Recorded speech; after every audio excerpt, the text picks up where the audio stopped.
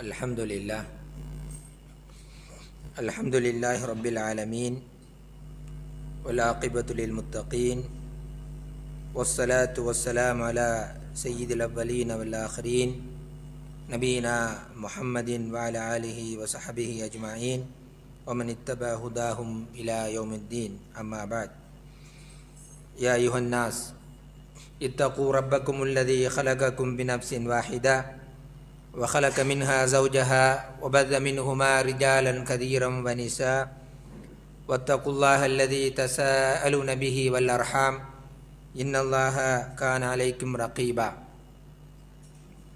Fa inna ahsanal hadithi kitabullah wa khairal hadi hadi Muhammadin sallallahu alayhi wa sallam wa syarrul umuri muhdatsatuha wa kullu muhdatsatin bid'ah wa kullu bid'atin dhalalah wa kullu dhalalatin finnar.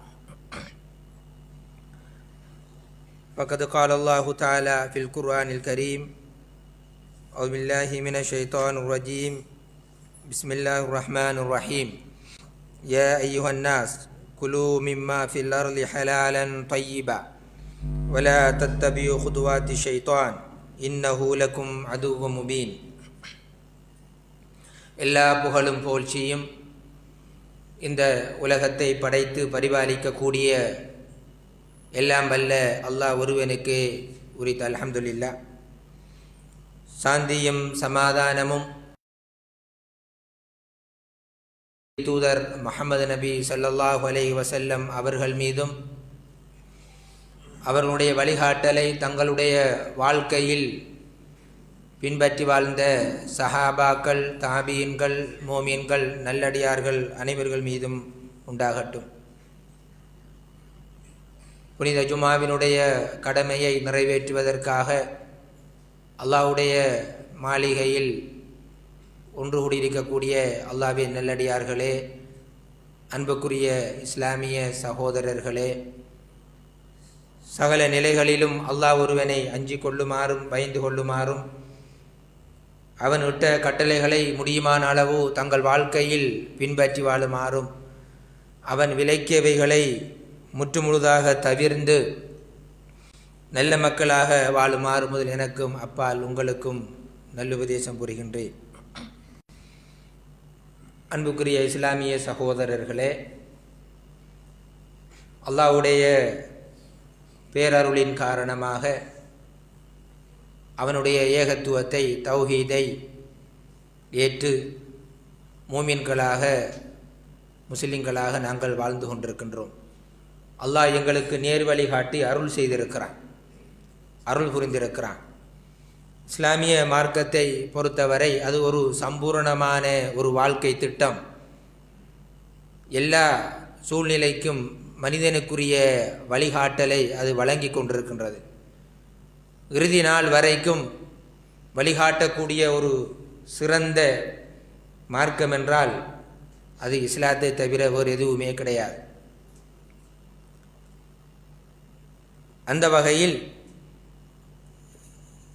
இஸ்லாம் உடல் உள ஆரோக்கியம், அதற்கான வழிகாட்டல்கள் என்ன என்பதை பற்றி இந்த ஹுதுபாவிலே சில விடயங்களை முன்வைக்கலாம் என்று நினைக்கின்றேன். அன்புக்குரிய இஸ்லாமிய சகோதரர்களே, உலகத்திலே மனிதன் பல அருள்கொடைகளை பெற்றிருக்கிறான். அந்த அருள்கொடைகளில் மிக பெருமதியான முக்கியத்துவம் வாய்ந்த ஒரு அருள்கொடை தான் ஆரோக்கியம் என்பது. ஆரோக்கியம் இல்லை என்றால் எதுவுமே செய்ய முடியாது. மனிதனுக்கு ஆரோக்கியம் மிக அவசியம். அது அருள்கொடைகளில் மிக சிறந்த ஒரு பெருமதியான ஒரு அருள்கொடை. ஒரு முஸ்லிமை பொறுத்தவரை ஆரோக்கியம் என்பது இன்றியமையாத ஒன்றாக இருக்கிறது. ஏனென்றால் அவன் அல்லாஹ்வுக்கு செய்ய வேண்டிய அடிப்படை இபாதத், வணக்க வழிபாடுகள் இருக்கின்றன. அதே போன்று சமூகத்துக்கு செய்ய வேண்டிய சமூக பணிகள் இருக்கின்றன. அவன் வாழ்க்கைக்கான, வாழ்வாதாரக்கான உழைப்பு முயற்சிகளிலே ஈடுபட வேண்டி இருக்கிறது. உலகத்திலே வாழ்வதற்கான அறிவை, கல்வியை தேட வேண்டி இருக்கிறது. அல்லாஹ்வுடைய மார்க்கம் தாவா பணிகளிலே ஈடுபட வேண்டியிருக்கிறது. உலகத்திலே அல்லாஹ்வினுடைய பிரதிநிதியாக இருந்து செய்ய வேண்டிய ஏராளமான பணிகள் இருக்கிறது. மரணிக்கும் வரை இப்படியான பணிகள் இருந்து கொண்டிருக்கின்றன. இவை அனைத்தையும் நிறைவேற்றுவதற்கு ஒரு மனிதனுக்கு உடல் ஆரோக்கியம் அவசியம். அதனால்தான் சஹாபாக்கள் உடலை ஆரோக்கியத்துடனும் உற்சாகத்துடனும் வைத்திருந்ததை நாங்கள் வரலாற்றிலே பார்க்கின்றோம். சஹாபாக்களை பொறுத்த அளவில் உடல் ஆரோக்கியத்திற்கு கூடுதலான முக்கியத்துவம் கொடுப்பார்கள். பகலிலே அவர்கள் குதிரை வீரர்களாக இருப்பார்கள். என யுத்த சூழல் அவருடைய வாழ்க்கை அப்படித்தான், குதிரை வீரர்களாக இருப்பார்கள். இரவிலே இறைவனை நின்று வணங்கக்கூடிய துறவிகள் போன்று அவர்கள் வாழ்வார்கள். இப்படி அவர்கள் பகல் வேளைகளிலே தங்களுடைய உடலை ஆரோக்கியமாக வைத்திருப்பதிலே கவனம் செலுத்துவார்கள். இரவு வேளைகளிலே இறைவனை நின்று வணங்குவதிலே கவனம் செலுத்துவார்கள்.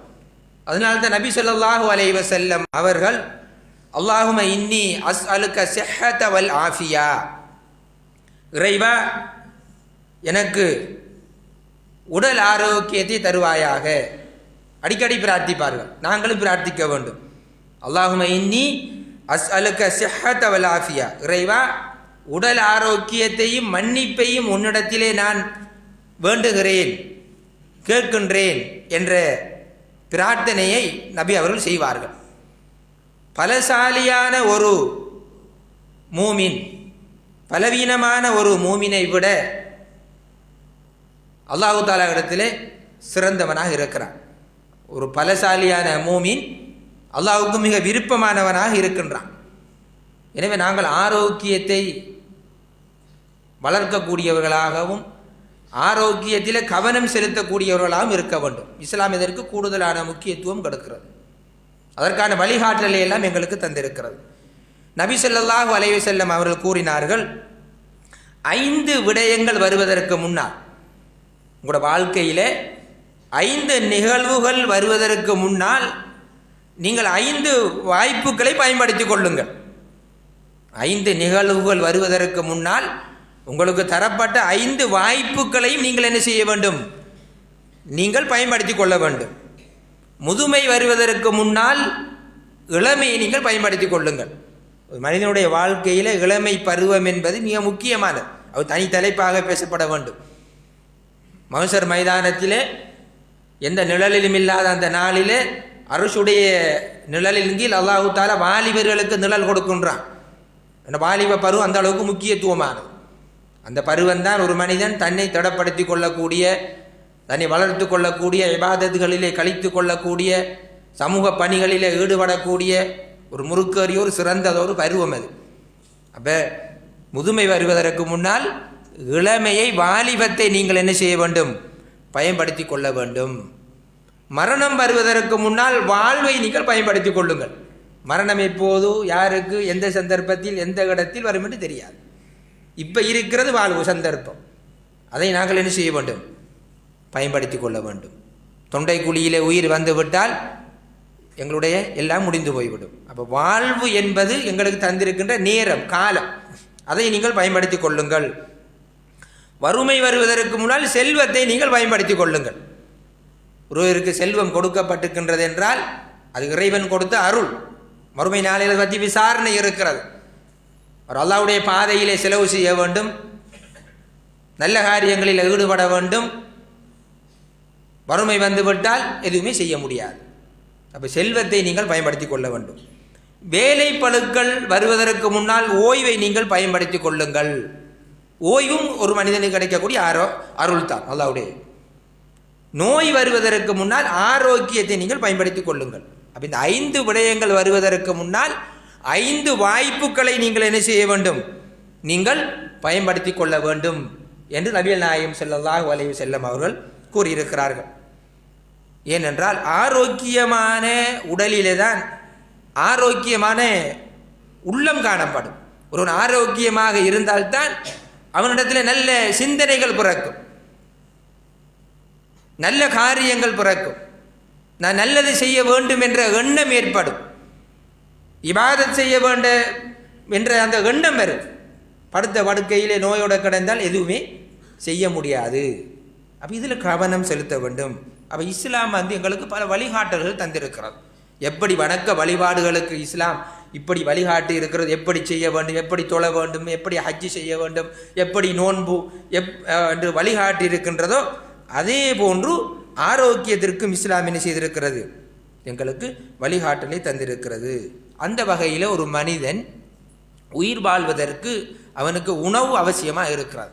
அப்போ எப்படியான உணவை சாப்பிட வேண்டும், எதை சாப்பிடக்கூடாது, எந்த அளவு சாப்பிட வேண்டும் என்பதையெல்லாம் இஸ்லாம் எங்களுக்கு தெளிவாக சொல்லி இருக்கிறது. ஒரு முஸ்லிமை பொறுத்த அளவில் உணவு உண்பதில் நடுநிலை பேண வேண்டும். அளவு கடந்து உண்ணக்கூடாது. தனது உயிருக்கோ தனது உடலுக்கோ அல்லது அறிவு அல்லது ஆன்மா இவைகளுக்கு தீங்கு ஏற்படக்கூடிய எதனையும் உண்ணவோ பருகவோ கூடாது. உடலுக்கு தீங்கு விளைவிக்கக்கூடிய அறிவுக்கும் ஆன்மாவுக்கும் மதுபானம் அருந்தக்கூடாது. இஸ்லாம் அதை தடை செய்திருக்கிறது. தீங்கு விளைவிக்கக்கூடியவற்றை சாப்பிடக்கூடாது. வயிறு உடைக்க சாப்பிடக்கூடாது. லா யஷ்பஉல் மூமின், நபி நாயகம் ஸல்லல்லாஹு அலைஹி வஸல்லம் அவர்கள் சொன்னார்கள், ஒரு மூமின் வயிறு புடைக்க சாப்பிட மாட்டான். சிலாக்களை பார்த்தா தொண்டை கூலி எவ்வளவு சாப்பிடுமோ மேக்சிமம் அவ்வளவுக்கு சாப்பிடுவார்கள். சாப்பிட்டால் எதுவுமே செய்ய முடியாது, வணங்க முடியாது, பேயனை காரியங்களை ஈடுபட முடியாது, தூங்க வேண்டும். ஒரு மூமினை பொறுத்தளவில் அளவு கடந்து சாப்பிட மாட்டான். நபி நாயகம் ஸல்லல்லாஹு அலைஹி வஸல்லம் அவர் சொன்னார்கள், மனிதன் வயிற்றை தவிர கெட்ட பாத்திரம் ஒன்றை நிரப்புவது கிடையாது. வயிற்றுக்குள்ள நம்ம எல்லாத்தையும் போடுறோம், எது கிடைத்தாலும் சாப்பிட்றது தான். ஒரு மனிதன் சாப்பிட வேண்டும் என்ற ஒரு நிலை ஏற்பட்டால் 1/3 உணவுக்கும், 1/3 நீருக்கும், 1/3 மூச்சு விடுவதற்கும் வகுத்து கொள்ளட்டும் என நபி ஸல்லல்லாஹு அலைஹி வஸல்லம் அவர்கள் கூறினார்கள். எப்படியான வழிகாட்டல் என்பதை பாருங்கள். அப்போ ஒரு 1/3 உணவு, 1/3 நீர், 1/3 மூச்சு விடணும். சிலாக்கள் சாப்பிட்டு போட்டு சொல்கிறது இன்றைக்கி சரியா சாப்பிடும் மூச்சே உடையலாம் அப்படி சொல்கிறார்கள் மீதிக்காங்க. அப்போ நாங்கள் உணவு சாப்பிடுவதிலும் நடுநிலையை நாங்கள் என்ன செய்வோம். ஒரு மூமின் எப்போது நடுநிலை உள்ளவனாக இருப்பான். உமர் ரலியல்லாஹு தஆலா அன்ஹு அவர் 2வது கலீஃபா கூறினார்கள், உண்டும் குடித்தும் வயிற்றை நிரப்புவது பற்றி உங்களை நான் எச்சரிக்கின்றேன். வயிறு நிரம்ப உண்பது உடம்பை வீணடித்துவிடும், நோயை உண்டாக்கும், தொழுகையில் சோம்பலை ஏற்படுத்தும். அதனால் அந்த 2ல் நீங்கள் நடுநிலையை நீங்கள் பேணிக் கொள்ளுங்கள். அது உடம்பை சீர்படுத்தும், வீண்விரயத்தை தவிர்க்கும். நிச்சயமாக அல்லாஹு தாலா கொளுத்த உடல்களை வெறுக்கின்றான். சிலாக்களை பார்த்தா ஃபெட் சாப்பிட்டு எதுவுமே செய்ய முடியாது, நடக்கவும் முடியாது, இருக்கவும் முடியாது, சுஜூது செய்யவும் முடியாது, எழும்பவும் முடியாது. அப்போ இந்த கொளுத்தவர்களை அல்லாஹு தாலா வெறுக்கிறான். மனிதன் மார்க்கத்தை விட மனோ இச்சையை தேர்ந்தெடுத்து அழிந்து விடுவான் என்று உமர் ரலியல்லாஹு தஆலா அன்ஹு அவர்கள் கூறினார்கள்.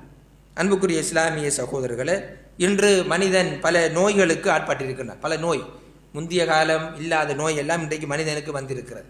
காரணம் எங்களுடைய அந்த ஹேபிட், உணவு பழக்க வழக்கங்கள். உணவு பழக்க வழக்கத்தை எல்லாம் நாங்கள் மாற்றி விட்டோம்.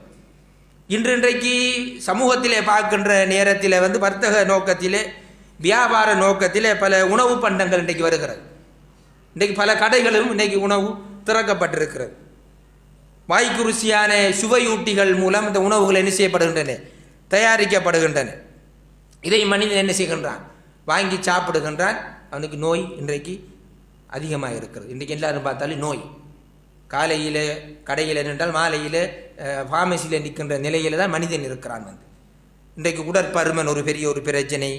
இந்த டயபெட்டிக், சுகர், கொலஸ்ட்ரால், அது மாதிரி ஏராளமான நோய்கள், இன்றைக்கு கேள்விப்படாத நோய்கள், திடீர் நோய்கள் ஏற்பட்டு மனிதன் ஆரோக்கியத்தை இழந்து, பணத்தையும் இழந்து, பெருமதியான வாழ்வையும் இழந்து இன்றைக்கு படுத்த படுக்கையில் இருக்கின்ற நிலைப்பாட்டை பார்க்கின்றோம். யாரை கேட்டாலும் நோய்.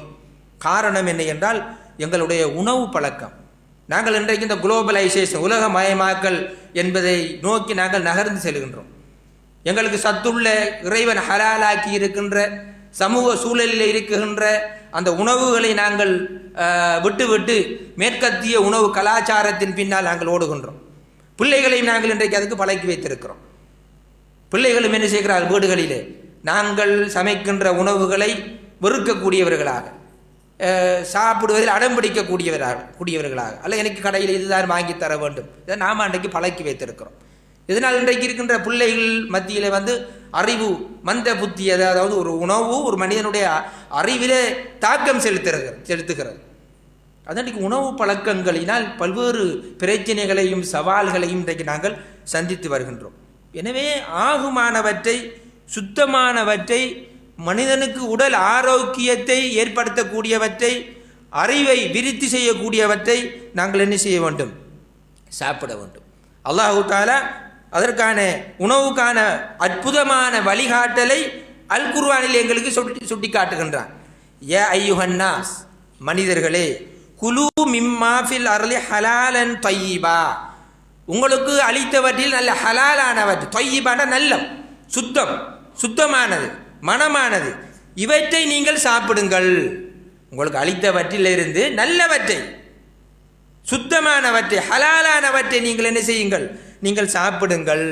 வலா தத்தபி ஹுதுவாத்தி ஷைத்தான், ஷைத்தானுடைய அடிச்சுவடுகளை நீங்கள் பின்பற்றி விட வேண்டாம். இன்னஹு லக்கும் அதுவும் முபீன், அவன் உங்களுக்கு பகிரங்கமான விரோதியாக இருக்கின்றான். 2வது அத்தியாயம் 168வது வசனம். நல்லவற்றை நீங்கள் சாப்பிடுங்கள்.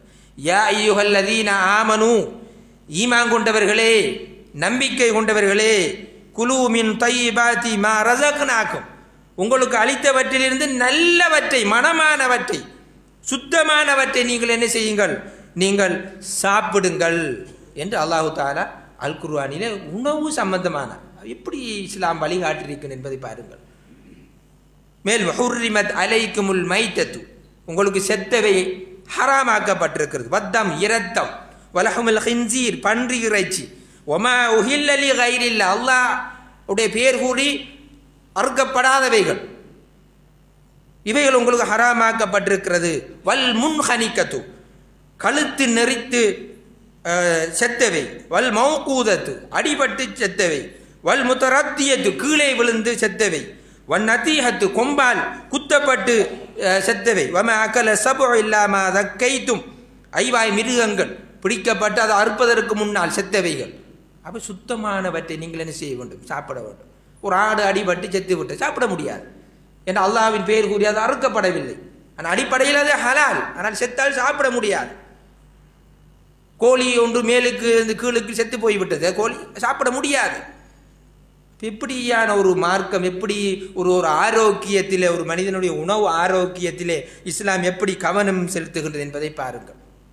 நபியே, யஸ்அலூனக மாதா உஹில்ல லஹும், அவர்களுக்கு எது ஹலாலாக்கப்பட்டிருக்கிறது என்று உம்மிடம் கேட்கின்றார்கள். குல், நபியே அவர்களுக்கு நீர் கூறும், உஹில்ல லக்குமுல் தய்யிபாத், சுத்தமான பொருட்கள், சுத்தமானது அவர்களுக்கு ஹலாலாக்கப்பட்டிருக்கின்றது என்று அல்லாஹ் தஆலா அல் குர்ஆனிலே சுட்டி காட்டுகின்றான்.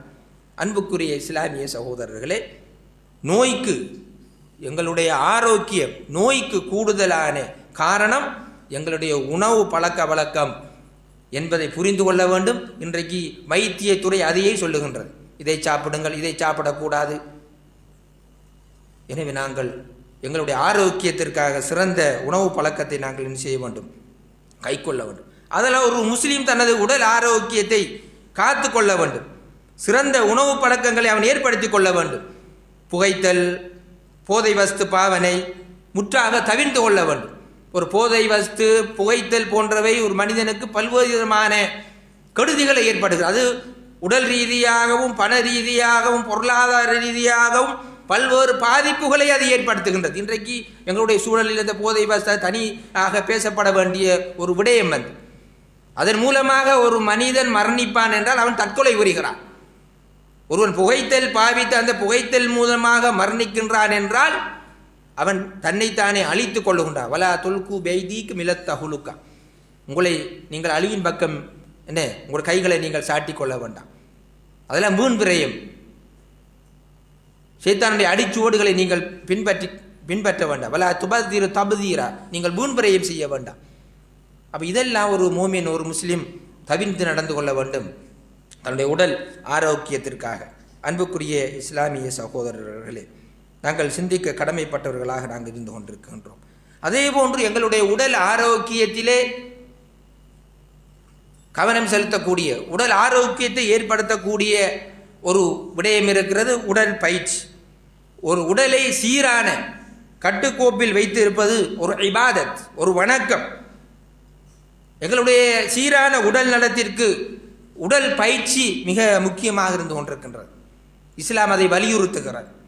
இந்த உடல் பயிற்சியின் மூலமாக உடல் உறுப்புகள், ஒரு மனிதனுடைய உடல் உறுப்புகள் உறுதி பெறுகின்றது, இரத்த ஓட்டம் சீர் செய்கின்றது. நாங்கள் தொழுகின்ற தொழுகையும் ஒரு உடல் பயிற்சி.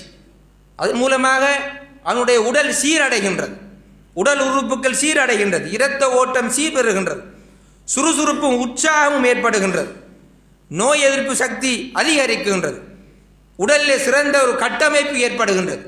அப்போ உடல் ஆரோக்கியத்தை பேணுவதிலே உடல் பயிற்சியும் ஒரு முக்கிய பங்கு செலுத்துகின்றது என்பதை நாங்கள் புரிந்து கொள்ள வேண்டும். இன்றைக்கு முஸ்லிம் சமூகத்தை பொறுத்தளவில் இன்றைக்கு ஒரு பாரிய ஒரு பிரச்சனை என்னென்று கேட்டால் இந்த ஃபெட், உடல் பருமன். இன்றைக்கு இந்த உடல் பருமன், இந்த உடலை குறைக்க வேண்டும், உடல் எடையை குறைக்க வேண்டும் என்பதற்காக இன்றைக்கு பல பேர்கள் வைத்தியரிடத்திலே செல்கிறார்கள். அந்த டயட் கண்ட்ரோல் என்று சொல்லி, உணவு கட்டுப்பாடு, இதைத்தான் இத்தனை மணிக்கு சாப்பிட வேண்டும், இதை இத்தனை மணிக்கு சாப்பிட வேண்டும். இதனால் என்ன நடக்குதுன்னா பாரிய வேறு விதமான விளைவுகள், பாரிய விளைவுகள், இன்றைக்கு நோய்களும் ஏற்படுகிறது. அப்போ நாங்கள் எங்களுடைய உடல் ஆரோக்கியத்தை சீராக வைத்துக் கொள்வதிலே உடல் பயிற்சி மிக முக்கியமாக இருந்து கொண்டிருக்கின்றது. நபிகள் நாயகம் ஸல்லல்லாஹு அலைஹி வஸல்லம் அவர்கள், உங்களுடைய பிள்ளைகளுக்கு நீங்கள் நீந்த கற்றுக் கொடுங்கள், அம்பறிய கற்றுக் கொடுங்கள், குதிரை சவாரி செய்ய நீங்கள் கற்றுக் கொடுங்கள். இதெல்லாம் உடல் பயிற்சிக்கான வலியுறுத்தல்கள் என்பதை நாங்கள் புரிந்து கொள்ள வேண்டும். சஹாபாக்கள் பெருநாள் தினங்களிலே வந்தால் விளையாட்டு பயிற்சிகளிலே ஈடுபடுவார்கள். ஏனைய நேரங்களிலே யுத்த பயிற்சிகளிலே யுத்தங்கள் செய்வதற்காக தங்களுடைய உடல் பயிற்சிகளில் என்ன செய்வார்கள், ஈடுபடுவார்கள். நபிகள் நாயகம் ஸல்லல்லாஹு அலைஹி வஸல்லம் அவர்கள் தன்னுடைய மனைவி ஆயிஷா ரலியல்லாஹு தஆலா அன்ஹு அவர்களுடன் ஓட்ட பந்தயத்திலே ஈடுபட்டிருக்கின்றார்கள். அல்லாஹ்வுடைய தூதர். அப்போ இஸ்லாம் எல்லாத்திற்கும் வழிகாட்டி இருக்கிறார். அப்போ எங்களுடைய உடல் ஆரோக்கியத்தை பேணுவதிலே உடல் பயிற்சியும் முக்கியமானது. இன்றைக்கு எங்களுடைய சமூகத்தில் பெண்களுடைய பிரச்சனை பாரிய இந்த உடல் பருமன்ங்கிறது பெரியதொரு பிரச்சனையாக இருந்து கொண்டிருக்கின்றது. இதனால் எதுவுமே செய்ய முடியாது. வணக்க வழிபாடுகளை ஈடுபடுவதிலே, பயணம் போவதிலே, வீட்டு வேலைகள் செய்வதிலே எதுவுமே செய்ய முடியாத பல பிரச்சனை, குடும்ப ரீதியான பல்வேறு பிரச்சனைகளும் என்ன செய்கின்றது, உருவாகின்றது. அப்போ இதெல்லாம் நாங்கள் கவனத்தில் நாங்கள் கொள்ள வேண்டும். உணவு பழக்கம், உடல் பயிற்சி. அடுத்தது ஒரு மனிதனுடைய ஆரோக்கியத்திலே கவனம் செலுத்தக்கூடியது சுத்தம். அத்தஹூர் ஷத்ருல் ஈமான், சுத்தம் ஈமானில் அரைவாசி. ஒரு மூமின் எப்போதும் சுத்தம் உள்ளவனாக இருப்பான். தான் இருக்கின்ற இடம், வசிக்கின்ற இடம், வேலை செய்கின்ற இடம், தொழுகின்ற இடம், போகின்ற இடம் எல்லாம். அப்போ சுத்தத்தை நாங்கள் பேணிக்கொள்ள வேண்டும். அப்போ ஆரோக்கியமாக இருப்பதற்கு இன்னும் ஒரு வழிதான் இந்த சுத்தம். அப்போ எங்களுடைய உடல் உடை மட்டுமன்றி எங்களுடைய உறைவிடம், தொழில் செய்கின்ற இடங்கள் அனைத்தையும் நாங்கள் என்ன செய்ய வேண்டும், சுத்தமாக நாங்கள் வைத்திருக்க வேண்டும். அப்போ சுத்தமாக இருப்பதற்கு இஸ்லாம் பல்வேறு வழிகாட்டல் எங்களுக்கு தந்திருக்கின்றது. குளித்து சுத்தமாகுவதை பற்றி இஸ்லாம் ஏவுகின்றது. நீங்கள் குளிப்பு கடமையானவர்களாக இல்லாது இருந்தாலும் ஜும்மா நாளில் குளித்து தலையை கழுவி கொள்ள வேண்டும், மனம் பூசிக்கொள்ள வேண்டும் என்று என்ன செய்கின்றது, இஸ்லாம் வலியுறுத்துகிறது. ஜும்மாவுக்கு நீங்கள் வாரென்றாலும் குளித்து சுத்தமாகி மனம் பூசி என்ன செய்ய வேண்டும், வர வேண்டும் என்று இஸ்லாம் வலியுறுத்துகின்றது. வணக்க வழிபாடுகளை நிறைவேற்றுவதற்கு சுத்தமில்லாமல் நிறைவேற்ற முடியாது. இதா குந்தும் மில ஸலாத்தி ஃபக்ஸிலு வுஜூஹக்கும், நீங்கள் தொழுகைக்கு வந்தால் முகங்களை உது செய்வதை பற்றி அல் குர்ஆன் சொல்லுகின்றது. கைகளை கழுவி கொள்ளுங்கள், முழங்கை உட்பட கழுவி கொள்ளுங்கள். சுத்தம் செய்வதற்கு தண்ணீர் இல்லை என்றால் தயமம் என்ற முறையும் இஸ்லாம் வழிகாட்டி இருக்கிறது. லா ஸலாத்த லிமன் லம் யதவல்லா, உது இல்லாமல் தொழுகை நிறைவேறாது. அப்போ தொழுவதற்கு வந்தால் சுத்தம் செய்ய வேண்டும். அப்போ அந்த அளவுக்கு சுத்தத்தை இஸ்லாம் என்ன செய்கின்றது, வலியுறுத்து. இன்னல்லாஹ் யுஹிப்பு தவ்வாபீன வ யுஹிப்புல் முத்தஹிரீன். அல்லாஹ் தௌபா செய்கின்றவர்களை, சுத்தமாக இருப்புகின்றவர்களை நேசிக்கின்றான், விரும்புகின்றான் என்று அல் குர்ஆன் குறிப்பிடுகின்றது. ஈமான் நம்பிக்கை 70க்கு மேற்பட்ட கிளைகளை உடையது. எங்களுடைய ஈமான், நாங்கள் நம்பிக்கை கொண்டிருக்கின்றோம், அது 70க்கு மேற்பட்ட கிளைகளை உடையது. அதில் உயர்ந்தது லா இலாஹ இல்லல்லாஹ், வணக்கத்துக்குரியவன் அல்லாஹ்வை தவிர வேறு யாரும் இல்லை என்று சாட்சி கூறுவது. ஈமான் ஆக கடைசி படித்தரம் என்ன தெரியுமா? கடைசி படித்தரம் என்ன? இமாதத்துல் அதா அனி தரீக், பாதையிலே மக்களுக்கு கெடுதி செய்யக்கூடிய குப்பை கூலங்கள், கற்கள், முட்கள் இவைகளை அகற்றுவது ஈமான் ஆக குறைந்தது. ரோட்டில் கிடக்கின்ற, ரோட்டில் கொண்டு வீசினா நபி நாயகம் ஸல்லல்லாஹு அலைஹி வஸல்லம் அவர்கள் சொர்க்கத்திற்கான வழிகாட்டலை கூறுகின்ற போது, ஒரு மனிதருக்கு சொர்க்கம் கிடைக்கின்றது. எதனால் தெரியுமா? பாதையிலே ஒரு மரக்கிளை முறிந்து விழுந்து கிடக்கின்றது. ஒரு மனிதர் வருகிறார், அவர் யோசிக்கின்றார், பாதையால் வருகின்ற மனிதர்களுக்கு இது கெடுதி விளைவிக்கும் என்று அதை அகற்றுகிறார். அதனால் அவருக்கு சொர்க்கம். ஒரு மரக்கிளையை, வீதியிலே முறிந்து கிடந்த மரக்கிளையை அகற்றியதன் மூலமாக அவருக்கு சுவர்க்கம் கிடைக்கின்றது என்றால், நாங்கள் இந்த அளவு சுற்றுப்புற சூழலை சுத்தமாக நாங்கள் வைத்திருக்க வேண்டும். எங்களுடைய சமூகத்தினுடைய அவல நிலை இன்றைக்கு பல பேரை அவதானிக்கின்ற போது, பள்ளிக்கு வரக்குள்ள, சுபவுக்கு வரக்குள்ள பைசிக்கிள் ஏதாவது ஒரு சொபிங் பேக் இருக்கும், அதை கொண்டு நேர வீதியில் கொண்டு எறிஞ்சு விட்டு போகிறது. இந்த கரைக்கடையில் போக இயலாது, பார்க்க இயலாது, வயல் பக்கம் போக இயலாது, ரோடுகளை போக இயலாது. தங்களுடைய வீட்டு குப்பைகளை அடுத்தவனுடைய வளவுகளிலும் வீதிகளிலும் பேர்கள் எறிகின்றார்கள் என்றால் அப்போ ஈமான் எங்கே இருக்கிறது? இதனால் சுற்றுப்புற சூழல் பாதிப்பு, டெங்கு, ஏனைய நோய்கள் மனிதனுக்கு ஏற்படுகிறது. ஒரு சிந்தனை இல்லாமல் பள்ளிவாசலுக்கு வருகின்றவர்கள் வீட்டை விட்டு வெளியான பைசிக்கல்ல ஒரு குப்பையை கொண்டாந்து எங்க ஆக்கள் இல்லையா அவடத்தை எறிஞ்சு விட்டு போடுறது, அல்ல அடுத்தவண்ட வளவுல கொண்டு வீசி எறிஞ்சு விட்டு போடுறது. வீட்டடிக்கிற பிள்ளைகளுடைய பம்பஸில் இருந்து, பெண்களில் கழிவில் இருந்து, இதில் இருந்து இந்த வீதியிலே போக இயலாது. அப்போ ஒரு பொது இடங்கள், மக்கள் கூடுகின்ற இடங்கள், இது சுத்தமாக இருக்க வேண்டும். இது ஒரு இஸ்லாம் தடுத்திருக்கிறது. எதுவுமே அறியாத சும்மா ஒரு சடங்கு சம்பிரதாயமாக சமூகம் வாழ்ந்து கொண்டிருக்கிறது. எனவே அன்புக்குரிய இஸ்லாமிய சகோதரர்களே, ஒரு மனிதன் ஆரோக்கியமாக இருப்பதற்கு சுத்தம் மிக அவசியமாக இருக்கிறது. அப்போ நாங்கள் எல்லா இடங்களிலும் நாங்கள் சுத்தத்தை பேணக்கூடியவர்களாக நாங்கள் இருக்க வேண்டும்.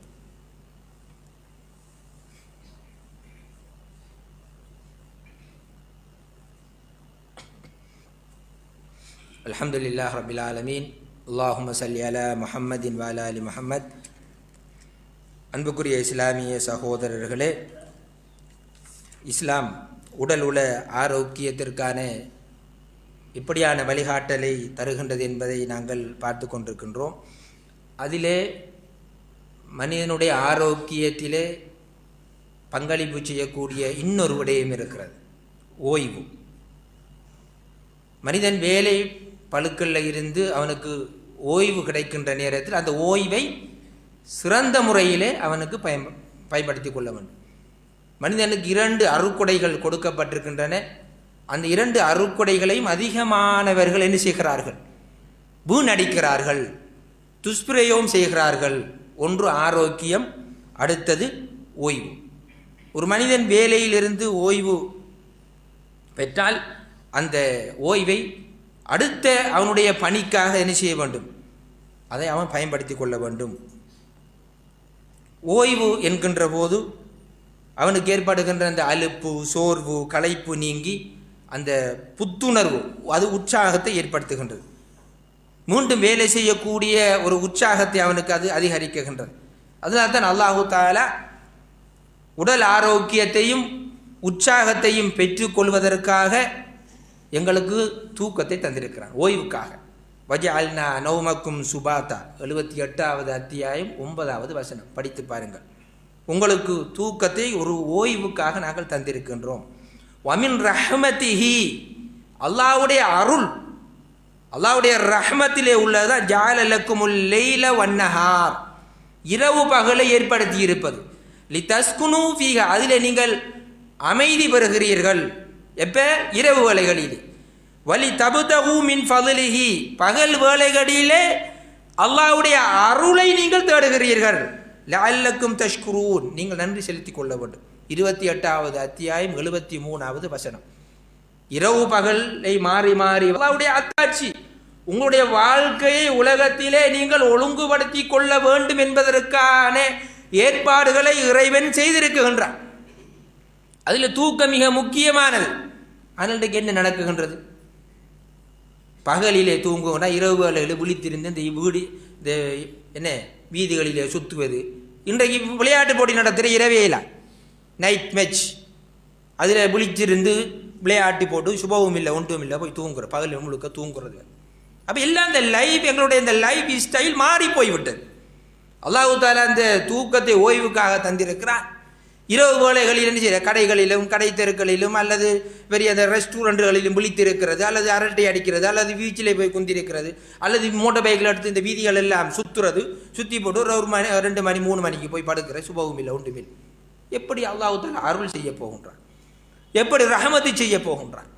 ஒரு மனிதனுடைய வாழ்க்கையில் சுபகு தொழுகை என்பது மிக முக்கியமானது. ஒரு சுபகு தொழவில்லை என்றால் அந்த நாள் அவனுக்கு மிக மோசமான நாள். ஒரு சுபகு தொழுது விட்டால் அல்லாஹ்வுடைய பாதுகாப்பிலே அவன் இருக்கின்றான். இந்த இளைஞர்களை பொறுத்தளவில் எங்களுடைய வீடுகளில் தான் கஷ்டமாக இருக்கிறது. வீதிகளிலே விளையாட்டு என்று போகிறார்கள், மைதானங்களிலே விளையாட்டு நடக்குகின்றது, பெருநாள் வந்தால் களியாட்டங்கள் நடக்கின்றன. இறைவன் ஓய்வுக்காக கொடுக்கப்பட்ட அந்த தூக்கம் துஷ்பிரயோகம் செய்யப்பட்டது. எப்படி உடல் ஆரோக்கியம் வரப்போகுங்கள்? காலையில் எழுந்தால் டயர்ட், எல்லாரும் சொல்கிறது டயர்டாக இருக்கு, இரவு தூக்கம் இல்லை, பகல் முழுக்க தூங்குறது. அப்போ எப்படி உழைக்க போகிறது? எப்படி படிக்கிறது? எப்படி ஏனைய கடமைகளில் ஈடுபடுவது? ஒரு விதமான ஒரு சமூகம் இன்றைக்கு என்ன செய்கின்றது? இரவையிலே விழித்திருக்கிறது, பகலிலே தூங்குறது. அப்போ எல்லாம் மாறி இன்றைக்கு எங்களுடைய சமூகத்தினுடைய கட்டமைப்பும் என்ன செய்யப்படுகின்றது? சீர்குலைந்து இருப்பதை நாங்கள் பார்க்கின்றோம். எனவே அன்புக்குரிய இஸ்லாமிய சகோதரர்களே, நபிகள் நாயகம் ஸல்லல்லாஹு அலைஹி வஸல்லம் அவர்கள் தன்னை வருத்தி விழித்திருந்து வணங்குவதை கூட தடுத்திருக்கிறார். ஒரு சஹாபி விடிய விடிய வணக்கத்திலே ஈடுபட்டிருக்கிறார். அல்லாஹ்வுடைய வணக்கம் தானே, தொழலாம் தானே. இவரை பற்றி நபிகள் நாயகம் ஸல்லல்லாஹு அலைஹி வஸல்லம் அவர்களிடத்தில் முறையீடு செய்யப்படுகின்றது. இவர் இரவு முழுதும் விழித்திருந்து வணங்குகிறார். நபி அவங்க கூப்பிட்டு அட்வைஸ் பண்ணுறாங்க. உடம்புக்கு செய்ய வேண்டிய கடமை இருக்கு, கண்ணுக்கு செய்ய வேண்டிய கடமை இருக்கு, மனைவிக்கு செய்ய வேண்டிய கடமை இருக்கு என்று என்ன செய்கிறார்கள்? நபி நாயகம் ஸல்லல்லாஹு அலைஹி வஸல்லம் அவர் உபதேசம் செய்கிறார்கள். எனவே அன்புக்குரிய இஸ்லாமிய சகோதரர்களை, ஒரு முஸ்லிமை பொறுத்தளவில் உடம்பை ஆரோக்கியமாக வைத்துக் கொள்ள வேண்டும். அதற்கு தூக்கம் மிக முக்கியமாக இருந்து கொண்டிருக்கின்றது. எனவே இந்த தூக்கம், அதனால்தான் இரவு இஷா தொழுகையின் பின்னால் யாருடைய வீட்டு கதவையும் தட்டக்கூடாது. இஷா தொழுது முடிந்தால் அவன் தூக்கத்துக்கு செல்ல வேண்டும். இஷா தொழுகையின் பின்னால் யாருடைய வீடுகளுக்கு செல்லக்கூடாது, தட்டக்கூடாது. நாம விசிட் போகிறோம், இப்போ ஒரு ஆக்களில் வீட்டை விசிட் போகிறேன், இஷாவுக்கு பிறகு போய் 10 மணி 11 மணி 1 மணி வரைக்கும் கதைச்சிருந்து போட்டு நாம் என்ன செய்கிறது? நம்ம வாரது வர வந்தால் தூக்கம் இல்லை, தூங்குறதில்லை, சுபவும் இல்லை, ஒன்றும் இல்லை. இனி பகலைக்கும் அதே எப்படி? எனவே எங்களுடைய வாழ்க்கையை இஸ்லாம் கூறியிருக்கின்றபடி நாங்கள் ஒழுங்குபடுத்தக்கூடியவர்களாக நாங்கள் இருக்க வேண்டும். அதே போன்று உள ஆரோக்கியத்தையும் பற்றி இஸ்லாம் சொல்லுகின்றது. எப்படி உடல் ஆரோக்கியமாக இருக்க வேண்டுமோ அதே போன்று உள்ளமும் ஆரோக்கியமாக இருக்க வேண்டும். அப்போ உள்ளம் ஆரோக்கியமாக இருந்தால்தான் ஒரு மனிதனுடைய செயற்பாடுகள் சிறந்தவையாக அமையும். களங்கமற்ற தூய்மையான உள்ளத்திலே இருந்து செய்யப்படுகின்ற இபாதத்துகளைத்தான் அல்லாஹு தஆலா என்ன செய்கின்றான்? ஏற்றுக்கொள்ளுகின்றான். இஹ்லாஸான தூய்மையான உள்ளத்தோடு செய்கின்ற அமல்களைத்தான் அல்லாஹு தஆலா என்ன செய்கின்றான்? ஏற்றுக்கொள்ளுகின்றான். இன்னல்லாஹ லா யன்துரு இலா அஜ்சாமிக்கும், அல்லாஹு தஆலா உங்களுடைய தோற்றங்களை பார்ப்பது கிடையாது, உடல்களை பார்ப்பது கிடையாது. வலா இலா சுவரிக்கும் வலாக்கின் யன்துரு இலா குலூபிக்கும் வ அமாலிக்கும், உங்களுடைய உள்ளங்களையும் உங்களுடைய செயற்பாடுகளையும் தான் அல்லாஹு தஆலா என்ன செய்கின்றான்? அவதானிக்குகின்றான். அதனால்தான் ஆரோக்கியமான உள்ளத்திலே இருந்துதான் ஆரோக்கியமான நல்ல செயல்கள், நல்ல சிந்தனைகள் உருவாகும். நோயுற்ற உள்ளத்தில் இருந்து பாவங்களும் மோசமான செயற்பாடுகளும் தான் உருவாகும். இதனால்தான் ஆதம் அலைஹிஸ்ஸலாம் அவர்களுடைய பாவத்தை விட இபிலீசுடைய பாவம் பெரிதாக நோக்கப்பட்டது. ஆதம் அலைஹிஸ்ஸலாம் அவர்களை படைத்து விட்டு அல்லாஹ் சொர்க்கத்திலே குடியிருத்துங்கன்னா இந்த மரத்தை நெருங்கக்கூடாது, ஷைத்தான் வழி கெடுக்கிறான். அவர் செய்தது உடலால் செய்த பாவம், அது உணர்ந்து இறைவனிடத்திலே தௌபா செய்தார். ஆனால் மனதினால் கெடுத்து ஊசலாட்டத்தை ஏற்படுத்தி மனதிலே வஞ்சகத்தை வைத்து அவர் வழி கெடுத்ததற்காக ஷைத்தான் சபிக்கப்பட்டு உலகத்திற்கு அனுப்பப்பட்டான்.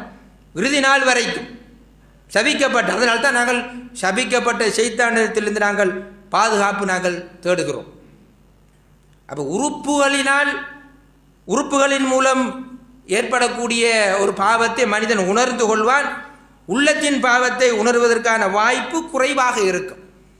அதனால்தான் அல்லாஹ் அல் குர்ஆனிலே அவன் படைத்த படைப்பின் மீது சத்தியமிட்டு கூறு, வஷம்சி வதுஹாஹா வல் கமரி இதா தலாஹா வன்னஹாரி இதா ஜல்லாஹா, பகல் மீது சத்தியமாக, இரவின் மீது சத்தியமாக, முற்பகலின் மீது சத்தியமாக, இப்படி அல்லாஹ் தஆலா சத்தியமிட்டு விட்டு கத் அஃப்லஹ மன் ஸக்காஹா. அப்போ எவ்வளோ அது வெயிட் என்பதை பாருங்கள். கத் அஃப்லஹ மன் ஸக்காஹா, எவர் தன்னுடைய உள்ளத்தை தூய்மைப்படுத்தினாரோ அவர் வெற்றி அடைந்து விட்டார். வகது ஹாப மன் தஸ்ஸாஹா, எவர் உள்ளத்தை பாவத்திலே தோய்த்து விட்டாரோ அவர் தோல்வி அடைந்து விட்டார். அப்போ உள்ளத்தை தூய்மைப்படுத்த வேண்டும். அன்பு, நேசம், இரக்கம், ஈகை, பொறாமை இருக்கக்கூடாது, வஞ்சகம் இருக்கக்கூடாது, கோல், பொய் சொல்லுதல், ஏமாற்றுதல், அடுத்தவரை பற்றி கோல் மூட்டுதல், நன்றியற்ற தன்மை, இப்படி ஏராளமான அம்ராதுல் குலூப் உள நோய்கள் இருக்கிறது. அந்த உள நோய்களில் இருந்து நாங்கள் விடுபட வேண்டும். நற்குணத்தை வளர்க்க வேண்டும். மறுமையிலே மீசானிலே தராசிலே அதிகமாக கனமாக இருக்கக்கூடியது நற்குணம்தான். உங்களை அதிகமாக சொர்க்கத்துக்கு இட்டு செல்லக்கூடிய காரியங்கள் நற்குணம், நல்ல பண்பாடு. இன்னமா லியுத்திம்ம மகாரிமல் அஹ்லாக், நல்ல குணங்களை நல்ல பண்பாடுகளை பூர்த்தி செய்வதற்கு நான் அனுப்பப்பட்டேன். நபி அவங்க ஏன் அனுப்பப்பட்டாங்க? நல்ல பண்பாடுகளை வளர்ப்பதற்குத்தான். ஆயிஷா ரலியல்லாஹு தஆலா அவர்களிடத்தில் நபியாருடைய குணம் ஹுலுக் எப்படி இருந்தது என்று கேட்டபோது ஹுலுக்குஹு குர்ஆன், அவருடைய குணம் அல் குர்ஆனாக இருந்தது. அப்போ அந்த நல்ல உள்ளத்தை நாங்கள் என்ன செய்ய வேண்டும்? நாங்கள் வளர்த்து கொள்ள வேண்டும், நாவை பேணிக் கொள்ள வேண்டும். அப்போ உள்ளம் கெட்டுவிட்டால் அவருடைய செயல்களும் கெட்டுவிடும். அலா இன்ன ஃபில் ஜஸத்தில் முதுஆ, அறிந்து கொள்ளுங்கள் உங்கள் உடலிலே ஒரு சதை பிண்டம் இருக்கிறது. அலா இன்ன ஃபில் ஜஸத்தில் முதுஆ சலுஹத் சலுஹல் ஜஸத குல்லுஹு, அது சீரடைந்து விட்டால் உடல் முழுதும் சீரடைந்து விடும். அது கெட்டுவிட்டால் உடல் முழுதும் கெட்டுவிடும். அதுதான் உள்ளம். அலா வஹியல் கல்ப், அதுதான் உள்ளம், கல்ப் என்று நபிகள் நாயகம் ஸல்லல்லாஹு அலைஹி வஸல்லம் அவர்கள் கூறினார்கள். எனவே அன்புக்குரிய இஸ்லாமிய சகோதரர், உடலை போன்று உள்ளமும் எங்களுடைய நோயுறுகின்றது. அதற்கான வழிகாட்டல், எப்படி நாங்கள் உள்ளத்தை சீர்படுத்துவது என்பதற்கான வழிகாட்டலையும் எங்களுக்கு இஸ்லாம் தந்திருக்கின்றது. அதற்காக நாங்கள் அல்லாஹ்வை அதிகமாக நாங்கள் நினைவு கூறுவது, திக்ரு செய்வது, துஆக்களிலே ஈடுபடுவது, இஸ்திக்ஃபார் செய்ய வேண்டும். நாங்கள் மனிதர்கள், பாவம் செய்யக்கூடியவர்கள். அஸ்தக்ஃபிருல்லாஹ் வ அத்தூபு இலைஹ். நபிகள் நாயகம் ஸல்லல்லாஹு அலைஹி வஸல்லம் ஒரு நாளைக்கு 70 அல்லது 100 விடுத்தம் இஸ்திக்ஃபார் செய்வார்கள். அஸ்தக்ஃபிருல்லாஹல் அலீம் அல்லதி லா இலாஹ இல்லா ஹுல் ஹய்யுல் கய்யூம் வ அத்தூபு இலைஹ். இஸ்திக்ஃபார் செய்ய வேண்டும். அதிகமாக அல் குர்ஆனை ஓத வேண்டும், அல் குர்ஆனை படிக்க வேண்டும், இறைவனுடைய படைப்புகளை பற்றி நாங்கள் சிந்திக்க வேண்டும், அடுத்தவர்களுக்கு உதவி செய்ய வேண்டும், மறுமை வாழ்க்கை மரணத்தை பற்றி நாங்கள் சிந்திக்க வேண்டும், நாங்கள் மையவாடிகளை பற்றி நாங்கள் தரிசிக்க வேண்டும். இப்படி ஏராளமான இரவு வணக்கங்களிலே, தஹஜ்ஜத் தொழுகைகளிலே நாங்கள் ஈடுபட வேண்டும். சுன்னத்தான தொழுகைகள், இஹ்லாஸ், நல்ல தன்மைகளை வளர்த்து கொள்ள வேண்டும், தர்மம் செய்ய வேண்டும், சுன்னத்தான நோன்புகளை நாங்கள் நோற்றுக்கொள்ள வேண்டும். இவைகள் மூலமாக எங்களுடைய உள்ளங்களை நாங்கள் என்ன செய்யலாம்? நாங்கள் பரிசுத்தப்படுத்திக் கொள்ளலாம். எனவே அன்புக்குரிய இஸ்லாமிய சகோதரர்களை, இஸ்லாம் உடல் உள ஆரோக்கியத்திற்கு கூடுதலான முக்கியத்துவம் வழங்குகின்றது. எனவே உடலை நாங்கள் ஆரோக்கியமாக வைப்பதற்கான வழிகாட்டல்களை இதிலே நாங்கள் பார்த்து கொண்டோம். அதே போன்று உள ஆரோக்கியத்தை மேம்படுத்துவதற்கான வழிகாட்டல்களை நாங்கள் பார்த்து கொண்டோம். எனவே அல்லாஹு தஆலா இந்த உபதேசங்களை கேட்டு அதன்படி நடந்து நாளை மறுமை நாளையில் சுவர்க்கத்துக்கு செல்வதற்கான வழிகாட்டலை எனக்கும் உங்களுக்கும் தந்தருள்வானாக. வாஹர் தவான் அல்ஹம்துலில்லாஹி ரப்பில் ஆலமீன். அக்மிஸ்ஸலாம்.